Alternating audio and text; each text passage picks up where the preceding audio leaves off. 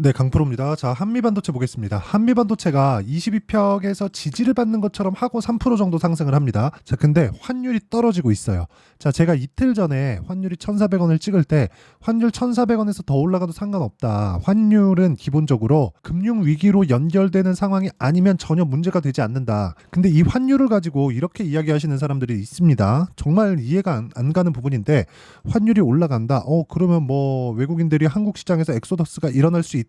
막 이런 식으로 표현하는데 그거 아닙니다. 그거 아니에요. 지금 환율이 높게 유지되고 있는 이유는 연준이 의도한 바입니다. 연준이 의도한 게 뭐 중동 쪽의 불안으로 인해서 뭐 이게 뭐 미국의 인플레이션을 낮추지 않게 만들고 이렇게 자꾸 연결시키잖아요. 만약에 그런 부분 때문에 그쵸? 미국 경기가 문제가 될 것 같았으면 인플레이션은 먼저 무너집니다. 왜? 소비가 일어나지 않으니까. 지금 계속해서 유지가 되는 건 소비가 일어나고 있기 때문에 그렇습니다. 물론 뭐 실상 그 내부에서 일어나고 있는 일, 미국에 대한 경기 수준이 실제 어느 정도 되는지 그렇게 이야기를 한다면 그거는 가봐야 알죠. 하지만 연준에서 뭘 봐요? 지표를 보잖아요. 우리도 지표를 봅니다. 그러면 연준에서 지표를 봐서 결정을 하고 우리는 그런 부분을 선반영되는 과정에서 우리가 매매에 활용하면 환율 가지고 전혀 문제되지 않는다는 걸 이야기를 계속해서 제가 드리고 있어요. 자, 그런 과정에서 최근에 반도체가 어느 정도 빠진 것도 사실이죠. 그리고 미증시에서 반도체가 하락을 했습니다. 뭐 엔비디아 같은 경우에도 오늘 꽤 큰 폭으로 빠졌고 어느 정도 빠졌는지 내용을 한번 보잖아요. 그러면 이렇게 파악이 가능합니다. 자, 내용 한번 보시면 자, 간단하게 보실 수 있는데 일단 어저께 ASML 실적이 나오면서 7% 빠졌습니다. 본장에서 빠졌는데 ASML 실적이 나오면서 한국 시장에도 어제 장 막판에 안 좋은 부분이 부각되면서 좀 안 좋게 마감이 됐죠. 그리고 나서 미증시가 어떻게 됐습니까? AMD 빠지고 테슬라 빠지고 그리고 그 반도체 쪽 엔비디아도 빠지고 인텔도 빠지고 마이크론도 빠지고 다 빠졌죠. 그런데도 불구하고 한국 시장에서 삼성전자 반등 나옵니다. 자, 이런 상황은 왜 벌어질까요? 그리고 한미반도체도 반등 나옵니다. 이런 상황은 왜 벌어질까요? 이게 오늘 이야기를 드려야 되는 핵심적인 내용이다. 이런 부가적인 내용, 환율로 인해서 그렇습니다. 환율이 올라가면 위험합니다. 이거 누구나 알 수 있잖아요. 그런데 환율로 인해서 주가가 어떻게 될 건지 그리고 그런 부분을 가격적으로 예상하는 게 아니라 확인하고 매매를 어떻게 할 건지 그 내용에 대해서 이야기를 드릴 겁니다. 이해하시면 다른 종목에서도 충분한 수익을 보실 수 있을 거예요. 자, 내용 계속 할 테니까 자, 보세요. 일단 한미반도체가 올라간 것 왜 그렇습니까? AI 반도체 때문이다. 그쵸? AI 반도체 어디서 만들어요? 엔비디아에서 만든다. 그럼 이거 어디서 사가요? MS, 구글, 뭐 메타 여기 사갑니다. 근데 엔비디아에서 지금 굉장히 비싸게 팔아요. 반대로 이야기하면 싸게 팔 이유가 없죠. 왜? 엔비디아 혼자 만드니까. 근데 엔비디아의 적은 MS, 메타, 구글 뭐 이런 쪽이에요. 아마존까지 해서. 자, 이쪽은 자체 칩을 만들라고 압박을 합니다. 어디에? 엔비디아에. 그쵸? 자체 칩을 만들 수가 이게 불가능한 게 아닌 게 이렇게 보셔야 돼요. 자, 이 내용인데 설계만 합니다. 그리고 파운드리를 이용하죠. 파운드리 어디요? TSMC. 그렇죠. 그러면 TSMC를 이용한다는 조건 하에서 설계 쪽은 충분히 구할 수 있죠. 그랬을 때는 어떻게 돼요? 엔비디아를 압박할 수 있겠죠. 그렇죠. 근데 굳이 하고 싶어 하지 않아 해요. 왜? 추가적으로 이 자원을 낭비할 수도 있으니까. 그쵸? 근데 엔비디아에서 지금처럼 한다면 비용 대비 효율이 더 나은 쪽으로 갈 수밖에 없겠죠. 그쵸? 이런 쪽으로 압박을 합니다. 그러면 여기서 우리가 생각해야 되는 문제가 있죠. MS, 구글, 메타, 아마존, 뭐 애플 여기까지라고 칩시다. 그쵸? 여기에 엔비디아가 위에 있어요. 뭐 위에 있다기보다는 고객사죠. 근데 엔비디아가 지금까지는 HBM 뭐 이런 그 반도체 쪽에 대한 그 생산 주력으로 이렇게 공급처였다면 지금은 이쪽에서도 같이 만들죠. 그럼 여기서 또 뭐가 필요해요? HBM 필요하겠네. 그렇죠? 예전처럼 메모리 반도체가 일종의 원자재 취급받던 그런 시대가 지났어요. 그렇죠? 기본적으로 한국 기업들은 칩에 대한 부분은 약간 좀 약해요. 이런 칩을 설계하고 이런 부분에 대해서는 좀 약한 건 맞습니다. 그런데 메모리 쪽은 계속해서 강세를 유지하고 있었습니다. 거의 뭐 주도권을 쥐고 있다고 보면 됩니다. 자, 그러면 이렇게 물어보시는 분들이 있을 거예요. MS 여기서 HBM이 비싸면 이것도 만든다 그런 거 아니에요? 이거는 정말 자본집약적, 그쵸, 노동집약적 이런 산업이에요. 메모리 쪽은. 그리고 TSMC에서 하고 있는 파운드리 쪽도 마찬가지입니다. 그렇죠?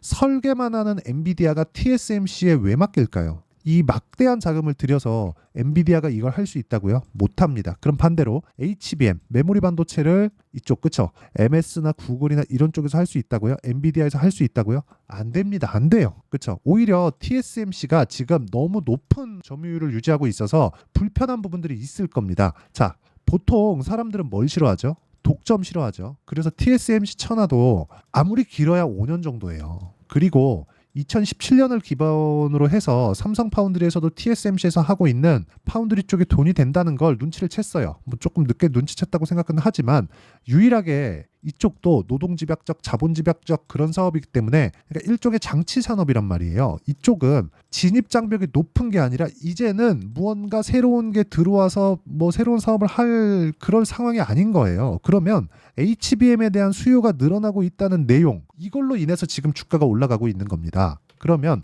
여기 또 한 가지를 생각해 볼게요. 엔비디아가 빠져도 한미반도체나 하이닉스나 삼성전자 쪽으로는 시세가 일정 부분은 유지가 될 수 있다. 그렇죠? 그런 부분에서 환율까지 튀어준다. 그럼 뭐 돼요? 환차익을 볼 수 있다. 그럼 뭐까지 나올 수 있나요? 연준에서 통제 가능한 금융적인 환경에 있는 그런 상황까지는 꾸준하게 이 반도체 쪽은 타점을 잡아야 되는 그런 상황이 되는 겁니다. 답은 하나예요. 환율 상관없다. 그렇죠? AI 반도체에 대한 부분들 수요가 줄어도 상관없다. 그렇죠?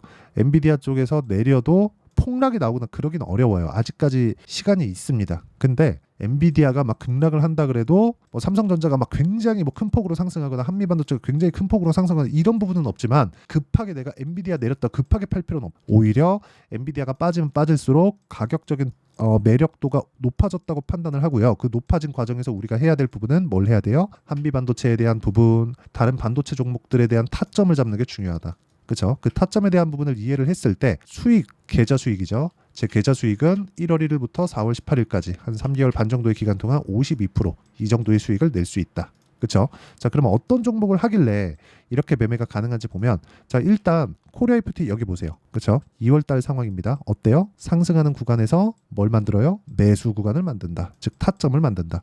쭉 내려서 보면 28%. 그렇죠? 이런 식의 수익이 나오는 겁니다. 그리고 지금 반도체 종목 가지고 이야기를 하고 있으니까 반도체 종목 가지고 이야기를 드리면 자, 내용 한번 보세요. 뭐 DI. 그렇죠? DI 같은 거 보세요. 매수 어때요? 계속해서 수익이죠. 그리고 뭐 자람 테크놀로지 이런 종목들 올라가는 구간에서 매수 74.8%. 그렇죠?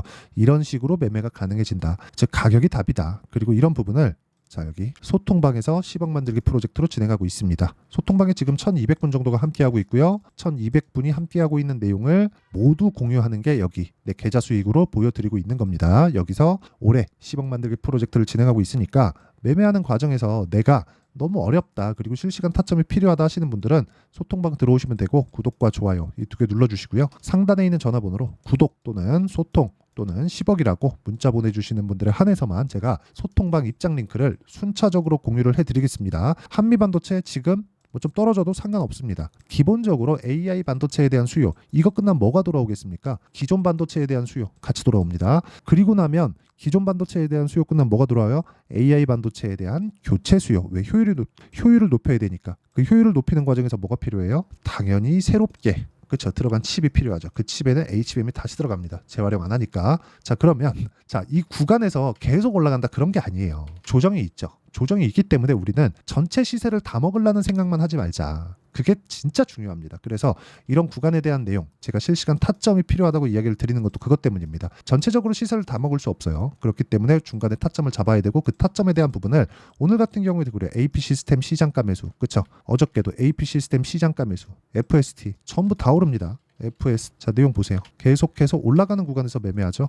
그렇죠? 그리고 여기 AP 시스템 같은 경우에도 시장이 안 좋은데도 불구하고 매매한 결과 어때요? 꾸준하게 수익 구간을 만들어 갈 수 있다. 그렇죠? 이런 부분은 소통방에서 공유하고 있으니까 구독과 좋아요 눌러주시고요. 상단에 있는 전화번호로 구독, 10억, 소통 그렇죠? 아무렇게나 문자 보내주시면 제가 입장 링크를 모두 공유를 해드리도록 하겠습니다. 자, 그러면 실제 타점을 어떻게 잡는지 그 원리에 대한 부분은 여기 한미반도체의 가격과 단기 보유 전략 그렇죠? 그리고 이 내용과 함께 제가 한미반도체만의 실시간 타점은 문자로 공유를 해드리도록 할 테니까 구독과 좋아요 이 두 개 눌러주시고요. 이거 다 채널 성장 때문에 하는 겁니다. 그래서 상단에 있는 전화번호로 한미라고 문자 보내주시면 제가 한미반도체의 실시간 타점 그리고 가격을 잡는 원리에 대해서 제가 내용을 공유해 드리도록 하겠습니다. 자, 내용 정리하면 지금 올라가고 있는 상황에서 매수를 해야 된다는 거고, 그건 주식시장의 본질과도 같다. 이 본질을 이해했을 때 내가 꾸준하게 수익을 낼 수 있는 환경을 만들 수 있고, 지금 상황에 대입하면 올라가고 있다. 그게 4월달, 5월달에 주도주가 된다. 그 종목군들을 내가 어떤 식으로 구분해서 판단을 할 건지, 그 내용에 대해서 제가 결과치 그리고 어떻게 이해를 해야 되는지 그 내용에 대해서 제가 다 이해를 시켜드리도록 할 테니까 영상 끝까지 시청하시고요. 모든 분들이 성공 투자하셨으면 참 좋겠습니다. 자, 24년도가 돼도 여전히 시장은 녹록지 못합니다. 이런 상황이 벌어지는 건 어쩔 수 없습니다. 이런 상황에서도 수익이 나는 종목들의 구조는 변하지 않습니다. 즉 대시세 종목에 대한 구조는 변하지 않는다는 거고, 실제 제가 소통방에서 지속적으로 이야기를 드리고 있는 내용도 대시세 종목이나 시장 주도주를 공략하는 건 철저하게 가격 분석을 하라고 이야기를 드리고, 가격 분석 이후에는 이슈에 대한 파악, 그리고 이슈를 파악하고 나서는 다시 내가 얼마에 매수할지 그 타점에 대한 부분을 지속적으로 언급을 하고 있습니다. 자, 근데 생각해 보세요. 1월 달에 시장이 굉장히 어려웠습니다. 어려운 상황에서의 어떤 종목들이 강했냐 보면 반도체와 그리고 바이오입니다. 자, 실제 여기 보면요. HLB에 제가 실제 매매한 내용을 띄워놓고 보여드리고 있는데, 1월 22일부터 매매를 시작해서 4일 동안 31%의 수익 마감이 됐고요. 그리고 여전히 신고가 종목입니다. 자, 그리고 그 다음 어보브 반도체, 이름을 보시다시피 반도체 종목이죠. 그리고 AI 반도체는 지속적으로 강세를 보이고 있습니다. 이 종목도 신고가를 먼저 달성한 이후에 제가 21%의 단기간에 21%의 큰 수익을 내고 마감이 됐습니다. 다시 재공략을 준비하고 있고, 이런 부분은 소통방에서 다 공유를 해드립니다. 자, 그리고 그 다음 코세스. 자, 코세스 같은 종목도 당연히 그쵸, 신고가 종목이고요. 그리고 반도체 종목입니다. 이 종목도 영업일 기준에서 이틀 동안 대략 한 15%의 수익 마감이 됐습니다.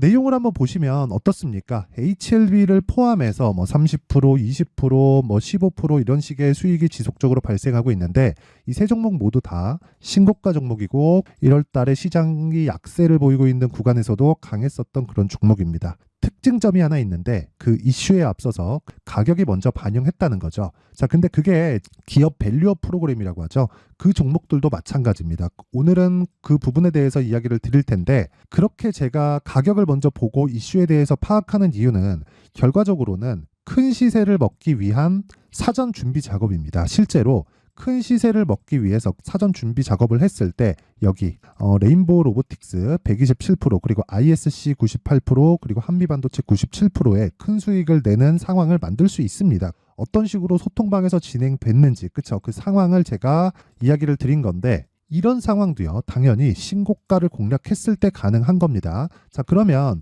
이번에도 마찬가지입니다. 그쵸? 정부 주도의 코리아 디스카운트 해소 방안이 2월 달에 발표를 하고요. 그리고 2월 달에 발표된 내용을 토대로 주가가 움직이는 게 아니라 이미 움직인 내용이 있죠. 실제 이 내용은 크게 중요한 게 아니라는 겁니다.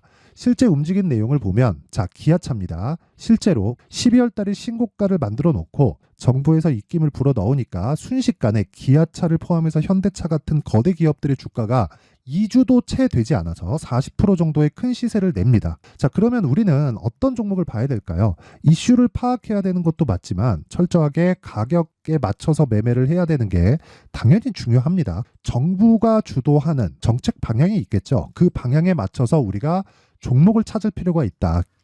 자, 그러면 답이 나왔습니다. 정부가 주도하는 방향에 맞춰서 제2의 기아차를 찾는 게 지금은 중요하다. 근데 정부 정책의 방향에 맞게 가자. 그랬을 때 앞서서 제가 보여드렸었던 내용인 여기 레인보우 로보틱스 127%, 그리고 ISC 98%, 그리고 한미반도체 97%와 같은 수익을 낼 수 있습니다. 물론 시간에 대한 부분은 최소 2주의 시간이 필요하고요. 그리고 최장 3개월 안에 끝내야 됩니다. 자, 기아차의 시세를 보셨던 것과 같이 2월 달에 정부 정책의 방향이 결정되고요. 바로 3월 달이면 시행입니다. 자, 그러면 우리는 거기에 맞춰서 당연히 종목을 찾아야 되고, 제가 제2의 기아차를 찾아놨습니다. 제가 아까 전에 소통방에서 이야기를 드렸었던 내용 다 공개를 해드렸는데 그 내용처럼 종목만 받고 싶다 하시는 분들은요. 상단에 있는 제 전화번호로 대시세, 자, 대시세라고 문자를 보내주시면 정부 정책의 방향에 맞는 종목을 모든 분들에게 무료로 공개를 해드리도록 하겠습니다. 자, 제가 원하는 건 채널 성장이 목적입니다. 자, 그래서 구독과 좋아요 꼭 좀 부탁드리고요. 모든 분들이 정부 정책에 맞는 방향으로 매매를 이어가서 큰 수익 보셨으면 좋겠습니다.